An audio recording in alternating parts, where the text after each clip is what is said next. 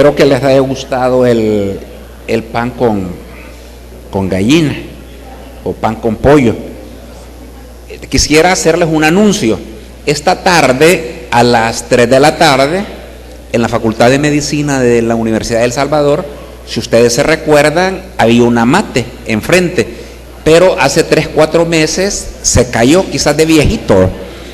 Y entonces los profesores y una comunidad de médicos y catedráticos de ahí de la facultad y personas que quieren ayudar han ido a conseguir una mate que fue sembrado en una comunidad indígena. Los indígenas que yacen allí fueron masacrados. Entonces el amate creció allí y de allí se ha cogido ese amate y esta tarde a las 3 de la tarde se va a plantar en la Facultad de Medicina. Por lo cual, si ustedes tienen oportunidad, nos encantaría contar con su presencia. Ese es el trabajo social. Ahora vamos ya nuevamente a la plática donde el doctor Napoleón Alvarado Renderos nos va a hablar de hipertiroidismo. El doctor es graduado de la USAM, hizo medicina interna en el Hospital Militar, endocrinología en la Universidad Pontificia de la Universidad de Chile. Es el jefe del servicio de endocrinología del Hospital Militar. Ahora ya sé dónde molestar. Expresidente de la Asociación Salvadoreña de Endocrinología y es director de la Federación Latinoamericana de Endocrinología. Bueno, a disfrutar hipertiroidismo. Gracias, doctor. Ok, buenos días. Nuevamente es un placer colaborar con el Colegio Médico y contribuir a la educación médica continua. El tema que me toca a mí desarrollar es acerca de hipertiroidismo. Podemos tener dos términos, hipertiroidismo o tirotoxicosis. Los dos sirven para denominar un exceso de hormonas circulantes en el torrente sanguíneo que obviamente tienen sus consecuencias y principalmente acelerando el metabolismo en general.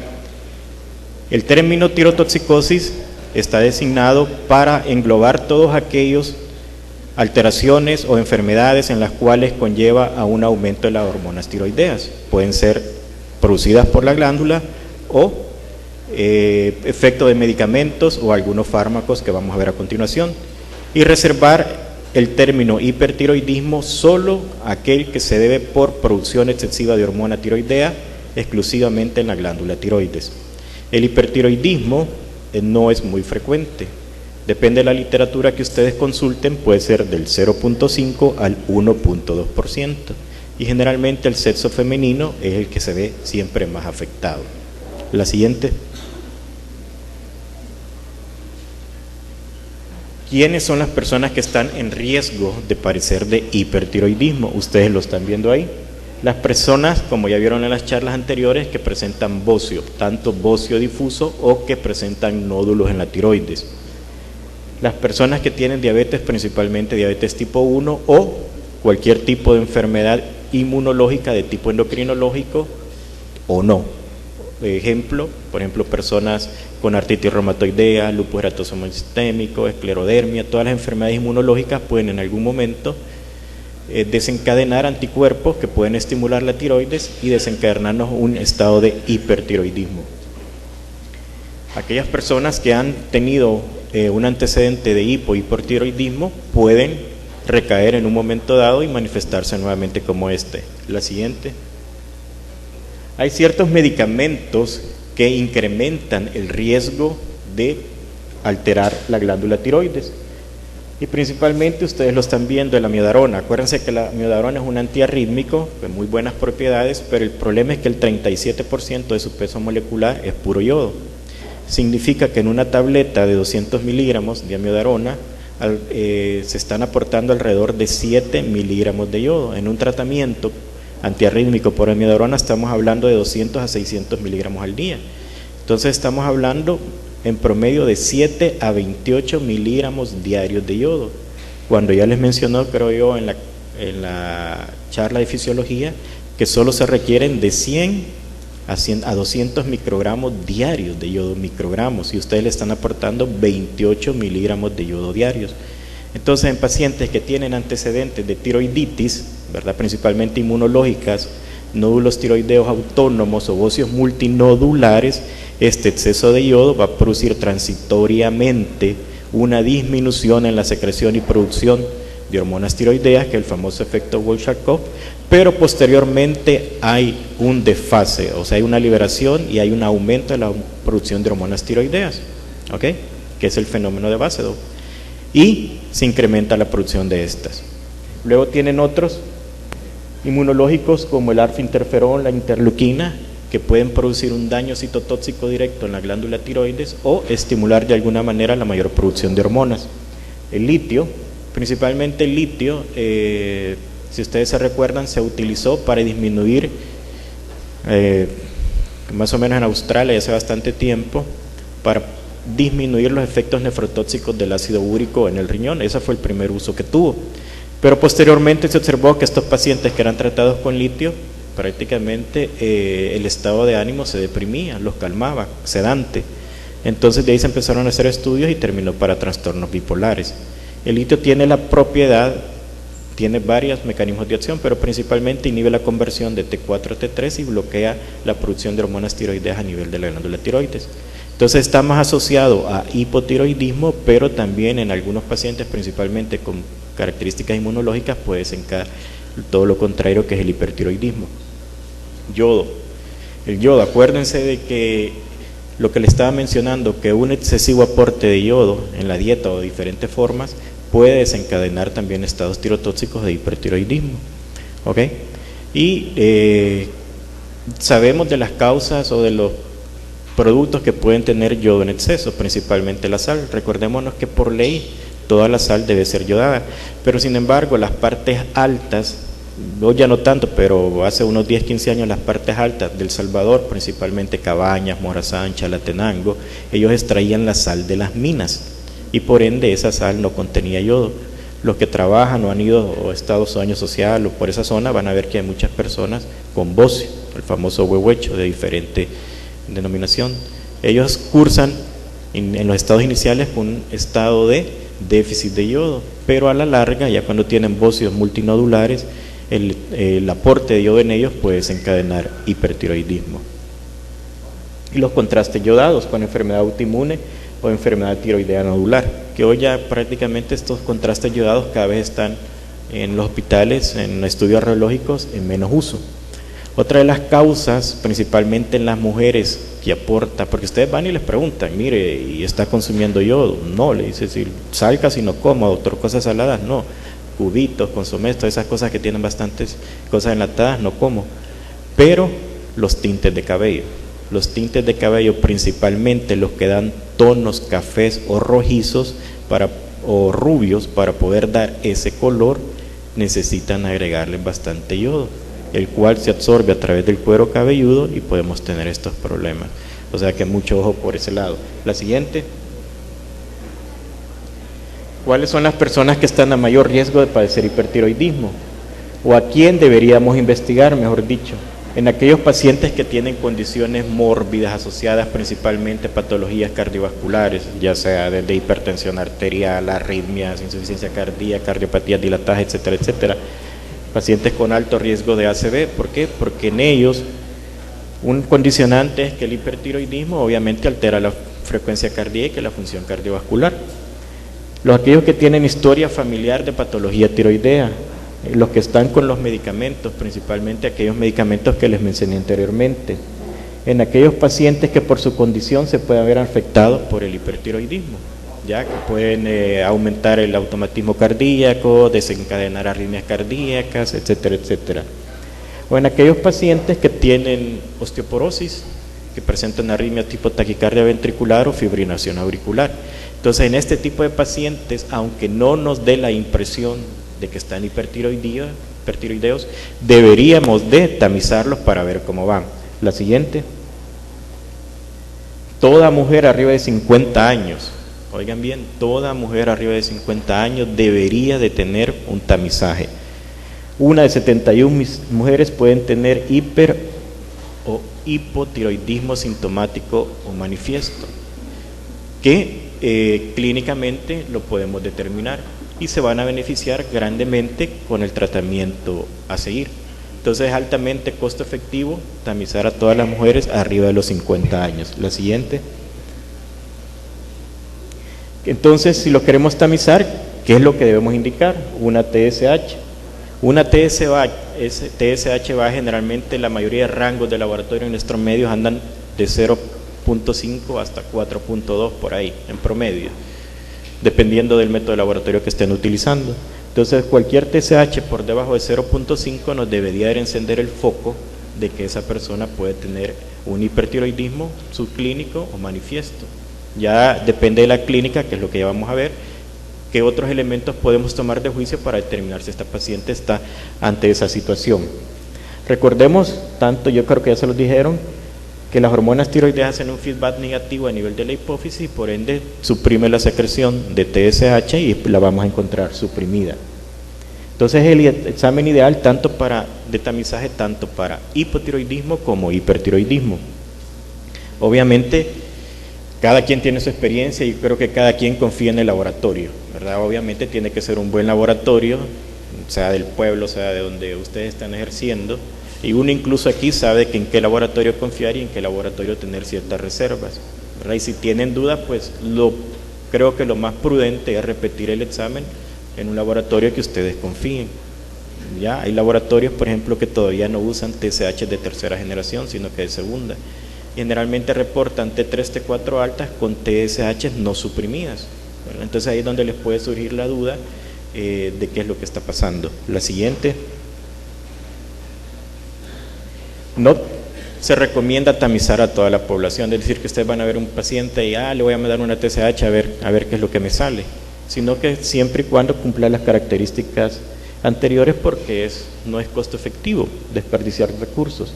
Pero en aquellos pacientes que ya les mencioné, resumiendo, que tengan bocio, difuso, nodular, que sean diabéticos tipo 1, que presenten cualquier enfermedad autoinmunológica, que tengan patología cardíaca, principalmente arritmias, historia familiar, que es muy importante, que estén con medicamentos que ustedes ya los vieron ahí, amidaron, interferón, interleuquina, tratamiento con litio, o que hayan estado expuestos a fármacos yodados, sería de tamizarlos. Todas las mujeres arriba de 50 años, y les vuelvo a recalcar, el examen inicial es el TSH. La siguiente.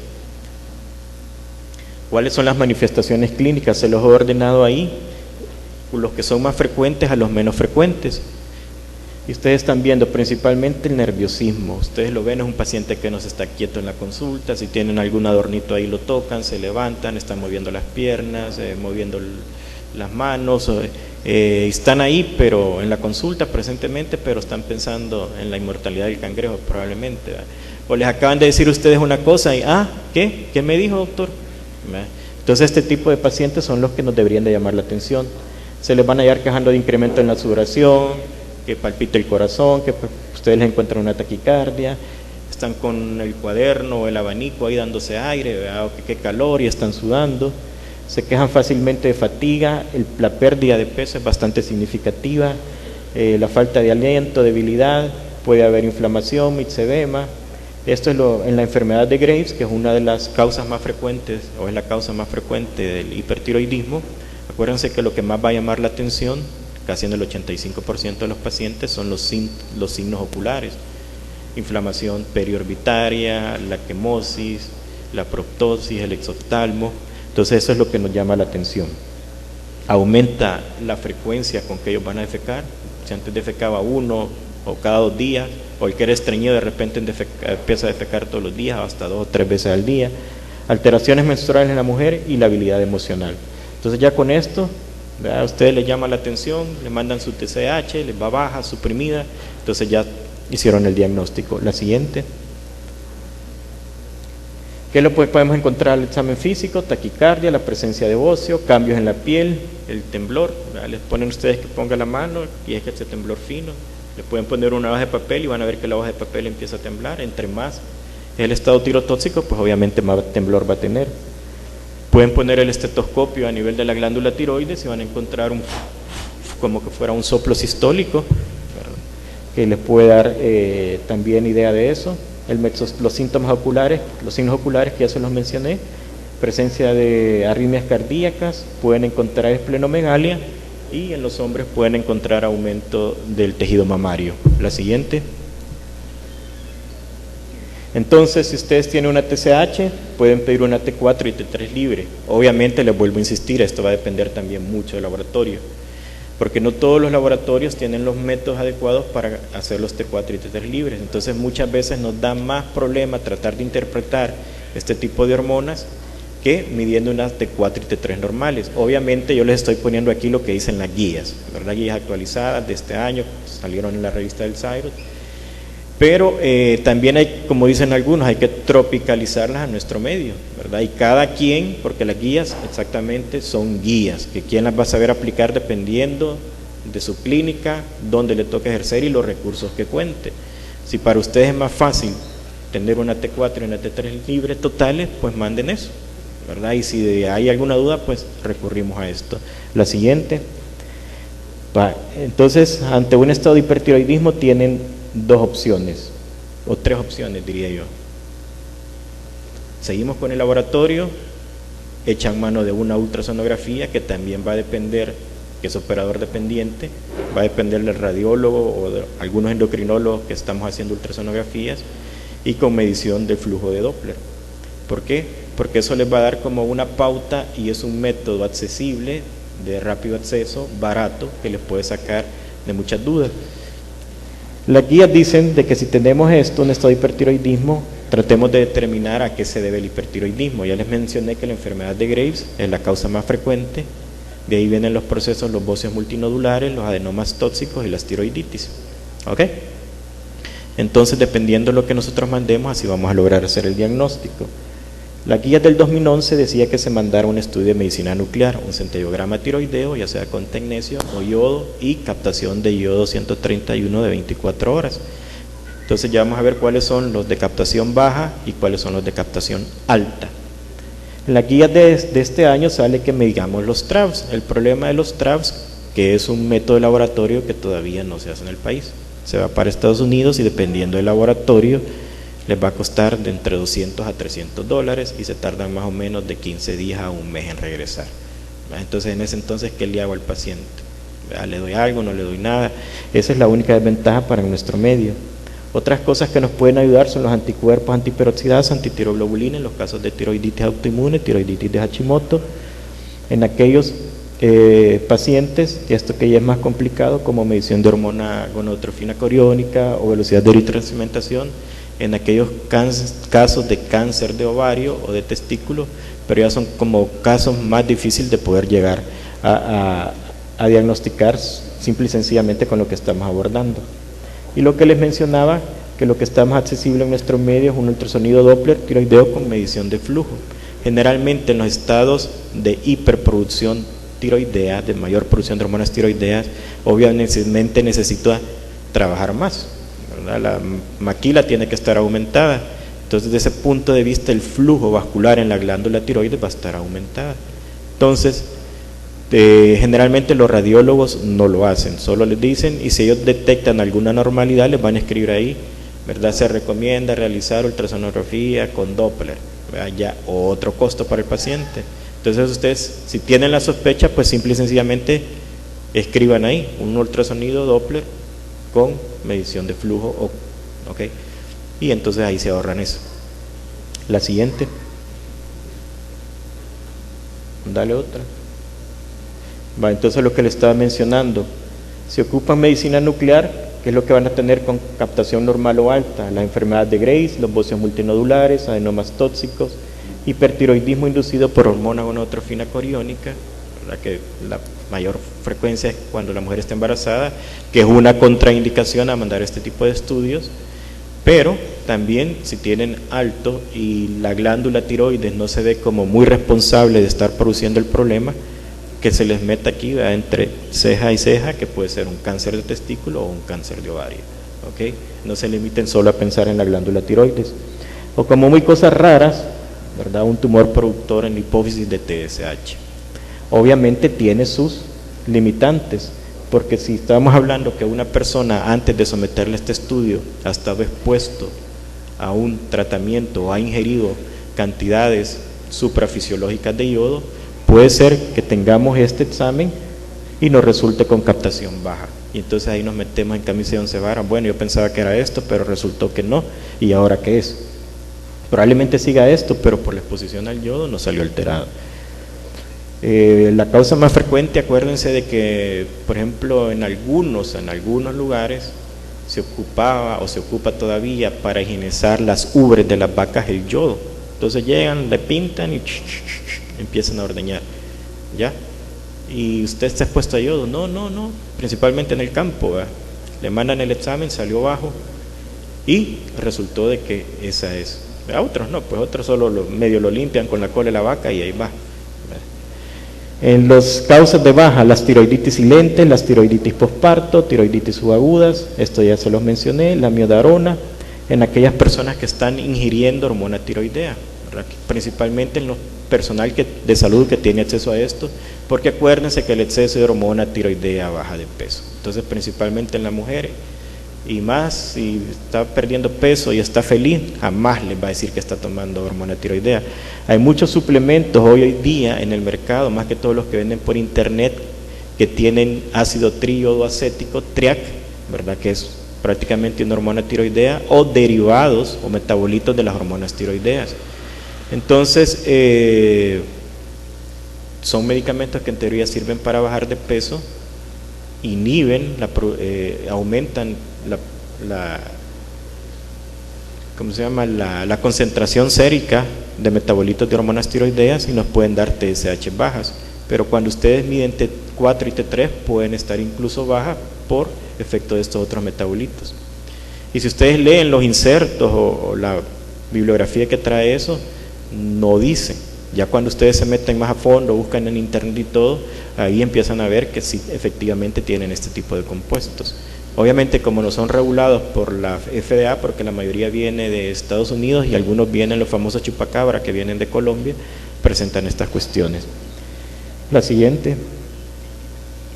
El diagnóstico diferencial. Acuérdense que son estados de nerviosismo extremo, de metabolismo sumamente acelerados. Entonces, cualquier cosa de estos nos puede simular, ¿verdad? Una sepsis, estados de ansiedad, depresión. Ojo con los feocromocitomas, que son tumores principalmente de las glándulas suprarrenales y que están asociados con exceso de catecolaminas, que también nos pueden dar hipertensión, temblor, sudoración, etcétera, etcétera. La siguiente. Y otras causas por las cuales podemos tener TSH baja y no estar ante un estado de hipertiroidismo es lo que vamos a ver. Embarazo. Acuérdense que durante el primer trimestre de embarazo, principalmente si son varones, van a haber mayores concentraciones de hormona gonadotrofina coriónica. Y esta, por su similitud con la TSH, puede estimular a la glándula tiroides a producir más hormona tiroidea. Entonces son aquellas mujeres que se nos van a presentar principalmente, o una de las que nos va a llamar la atención, son las famosas hiperimesis gravídea, aquellas que durante el primer trimestre del embarazo pasan vomitando. El síndrome eutiroideo enfermo, esto más que todo se observa en las unidades de cuidados intensivos, pacientes críticamente enfermos, ¿verdad? Que están con múltiples fármacos, están ventilados, están sépticos, podemos tener TSH bajas y llaman a interconsulta endocrinología que el paciente está hipertiroideo. Bueno, uno los examina y no, mira, efectivamente no, el problema es la enfermedad de base que tiene este paciente y por lo tanto no amerita tratamiento. Y ojo, TSH bajas como tal pueden ser también hipotiroidismos centrales. ¿Cuál va a ser la diferencia? Que ahí el T3 y el T4 o el T3 y el T4 libre no van a estar elevados, sino que van a estar bajos igual que la TSH. Y los síntomas van a ser totalmente diferentes y son síntomas de hipotiroidismo que ya se los mencionó el doctor Amador. Ojo con algunos medicamentos, principalmente los glucocorticoides, los dopamina o los agonistas dopaminérgicos pueden disminuir la TSH. Aquellos pacientes que están en tratamiento con heparina y lo que más usual en nuestro medio, los ansiolíticos, principalmente los derivados benzodiazepínicos, pueden disminuir la TSH. No considerablemente, pero la pueden disminuir. La siguiente. Ok, ¿Qué otras recomendaciones podemos tomar en cuenta? Parte de decirle al paciente, independientemente del manejo farmacológico. La actividad física. Acuérdense que son pacientes que andan frecuencias cardíacas basales de 90 para arriba. O sea, suben un par de gradas y sienten que el corazón se les va a salir. Se cansan fácilmente, entran en disnea fácilmente. Entonces, limitar la actividad física, reducir o eliminar la ingesta de cafeína. Lógico, más ahora con todos estos cafés que venden ¿cómo se llama? El Coffee Cup, de Starbucks, que tienen una gran concentración de cafeína, son bien concentrados. Todos los descongestionantes o antigripales que antes tenían pseudoefedrina, que ahora tienen fenilefrina. No fumar. Si dos cosas no van de la mano, es tiroides y cigarro. ¿Ya? Cualquier cosa, incluso las orbitopatías tiroideas, les va peor. Y el desenlace, toda aquella persona que padece la tiroides y fuma, no les va nada bien. Y recomendarle que evite el consumo excesivo de yodo, que ya les mencioné algunas de las fuentes más comunes que tienen yodo en nuestro medio. La siguiente. Entonces, el tratamiento, ya les mencionamos que estaban taquicárdicos. Lo que más se recomienda es el propanolol, va a depender de la condición del paciente, de la edad, de la frecuencia cardíaca, de la presión arterial que tenga, y el metoprolol, ¿verdad? Serían como los dos de escoge. Mucho cuidado con aquellos pacientes que son reactores bronquiales, ¿verdad? Porque los puede exacerbar la enfermedad. Y la ventaja del propanolol es que, aparte de bloquear la frecuencia cardíaca, inhibe la conversión de T4 a T3. Obviamente es un tratamiento sintomático, hay que tener cuidado con los efectos adversos. La siguiente.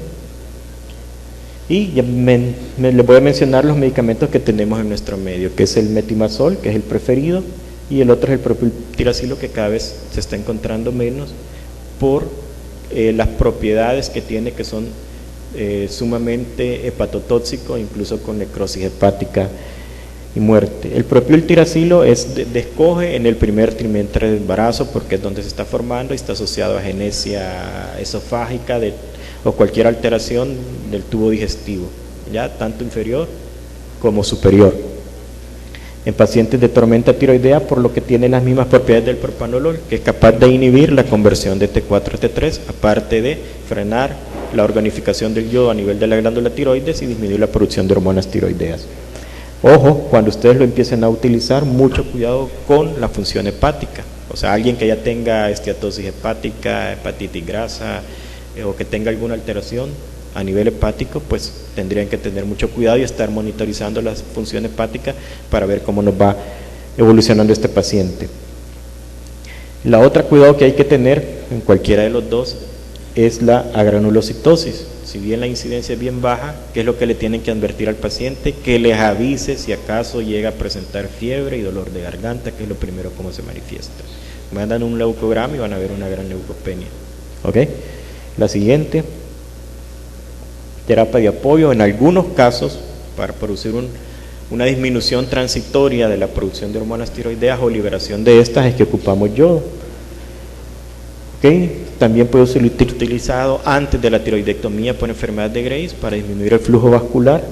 Está contraindicado, ya les mencioné, previo al tratamiento con yodo 131, porque lo que quiere uno ahí es que la glándula absorba la mayor cantidad de yodo para ejercer el efecto a nivel de esta.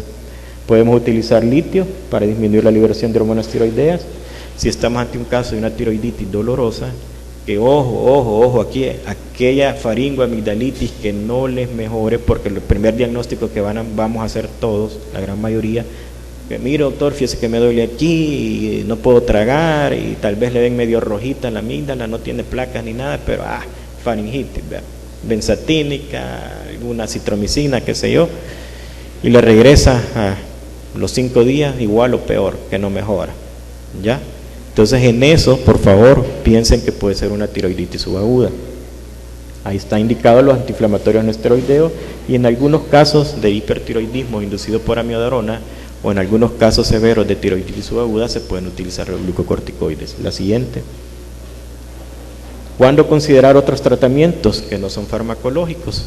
Tipo el yodo 131 en enfermedad de Graves, ¿verdad? Que logra el 90% de remisión de estos pacientes, que no tenemos remisión con medicamentos antitiroideos, o sea, ustedes los tratan, monitorean la función hepática, todo bien, 2 meses, 3 meses, 4 meses, máximo 1 año, y ustedes ven que no hay remisión, entonces ahí podemos considerar un tratamiento con yodo 131. En los bocios multinodulares, en los adenomas tóxicos, también está indicado el tratamiento con yodo 131. La siguiente.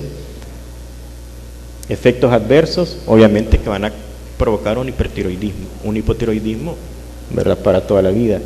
Inflamación de las glándulas salivales, puede empeorar si no está controlado la orbitopatía distiroidea, y a la larga son pacientes, principalmente si son pacientes que les han dado tratamiento con yodo reactivo jóvenes, los tienen que seguir porque pueden en un bajo porcentaje, pero pueden estar asociados por la radiación a que fueron expuestos a cáncer de tiroides. No es que ya se curó y que le vaya bien, ¿verdad? La siguiente. ¿Cuándo considerar someterlos a un procedimiento quirúrgico? En contexto de nódulos o sospecha de diagnóstico de cáncer, que es otro tema que van a escuchar ustedes, pacientes que no toleran el medicamento oral o presentan complicaciones hepáticas, pacientes que están embarazadas, que muy rara vez es necesario operarlas cuando están embarazadas, y pacientes que no logran remisión con otras formas de tratamiento. La siguiente. Esto, por favor, quiero y se lo vuelvo a recalcar, ¿verdad? Granulocitosis, daño hepático, perdón por la D, vasculitis, también pueden desencadenar, ¿ya? Pueden presentárseles manifestaciones clínicas transitorias como que fuera una enfermedad reumatológica o vasculitis, y esto principalmente, que ya se los mencioné, por favor téngalo en cuenta como efectos adversos. La siguiente. Y el cuadro más significativo o que más cuidado hay que tener son las tormentas tiroideas. Pacientes hipertiroideos que no están siendo tratados o no bien controlados, y de repente hay un factor desencadenante, ya sea un trauma de cualquier tipo, infecciones, y ¡pum!, se nos descompensan y entra en una crisis tiroidea. El problema es que se nos va a presentar como cualquier gastroenteritis aguda, náuseas, vómitos y diarrea, fiebre, ¿ok? Entonces, si ustedes no tienen el cuidado, presentar la crisis tirotóxica o tormenta tiroidea, y que tiene una alta morbilidad. La siguiente. Hay algunos scores que dale la otra. Hay algunos scores que ustedes pueden ocupar dependiendo de lo que encuentren, y así puede ser más o menos sugestiva o que no puede estar en relación a esto. Obviamente aquí la clínica pues obviamente es lo que manda. La siguiente. Y entonces, en cuanto al resumen de tratamiento, informar al paciente siempre los riesgos a que va a estar expuesto con uno u otro tratamiento, porque si no después vemos, mala praxis, el doctor no me dijo que, si bien es un efecto adverso que está descrito y que lo puede presentar, pero como usted no se lo mencionó, el paciente cree que el daño que lo hizo, ¿quién fue? No es el medicamento, no es el que se lo dio en la farmacia, es el que lo indicó, el doctor. Pero si usted le dice, mire, va a tomar este medicamento y esto puede pasar, entonces ya el paciente está advertido. Usted no sabe si le va a pasar o no. Si le pasó, bueno, yo se lo dije, y si no, y si le pasó y usted no se lo dijo, que usted no me lo dijo, doctor. Si usted me lo hubiera dicho, yo probablemente le hubiera dicho que no me lo iba a tomar. Bueno, ya es decisión de ella, ¿verdad? Pero usted se lo advirtió. Enfermedades de Graves, antitiroideos, yodo 131, tiroidectomía, bocio multinodular, puede estar sometido a tiroidectomía, yodo 131, adenoma tóxico, yodo 131, tiroidectomía. Y antes de considerar tratamientos definitivos como las tiroidectomías o el tratamiento con yodo 131, siempre hay que empezar por lo más fácil, ¿verdad? Medicamentos antitiroideos, obviamente haciendo las salvedades y teniendo las precauciones con estos para tratar a estos pacientes. Generalmente los ultrasonidos Doppler tiroideos en estados de hipertiroidismo con bajo flujo vascular son asociados a cuadros transitorios, principalmente tiroiditis subagudas o tiroiditis silentes, y estos son autolimitados y van a ser con tratamiento sintomático. Es decir, que si tienen dolor, algún analgésico, si hay inflamación, antiinflamatorios. Si ustedes sospechan una infección con leucocitosis, pues obviamente va indicado el antibiótico. Y van a presentar un estado hipertirotóxico 2, 3, 4 meses, luego caen en un estado hipotiroideo y algunos quedan ahí y otros se logran recuperar. La siguiente. Y eso es de lo que les traía. Si tienen alguna duda, pregunta. Y si no, pues muchas gracias.